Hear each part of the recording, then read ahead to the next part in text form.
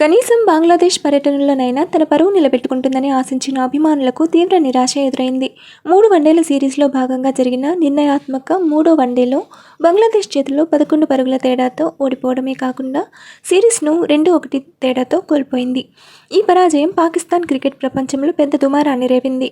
ఈ ఓటమిపై పాకిస్తాన్ మాజీ wicket keeper, batter Kamran Akmal అత్యంత ఘాటుగా స్పందించారు. ఓ ప్రముఖ టీవీ షోలో కమ్రాన్ అక్మల్ మాట్లాడుతూ, ప్రస్తుతం పాక్ ఆడుతున్న క్రికెట్ చూస్తుంటే అది ఆటలా అనిపించడం లేదని, ఓ కామెడీ సీరియల్లా కనిపిస్తోందని అన్నాడు.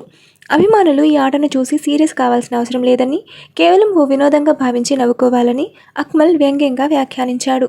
తాము కూడా ఈ ఓటములకు అలవాటు పడిపోయామని, అందుకే ఇప్పుడు బాధపడటం మానేసి ఎంజాయ్ చేస్తున్నామని కమ్రాన్ అక్మల్ పేర్కొన్నాడు.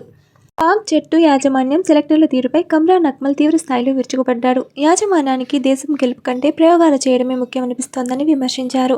ఈ యాజమాన్యానికి 3 మ్యాచ్ల సిరీస్కు 30 మంది ఆటగాళ్లను ఇచ్చినా అందరినీ మార్చి ఆడించేస్తారు తప్ప స్థిరమైన జట్టును తయారు చేయరని మండిపడ్డాడు.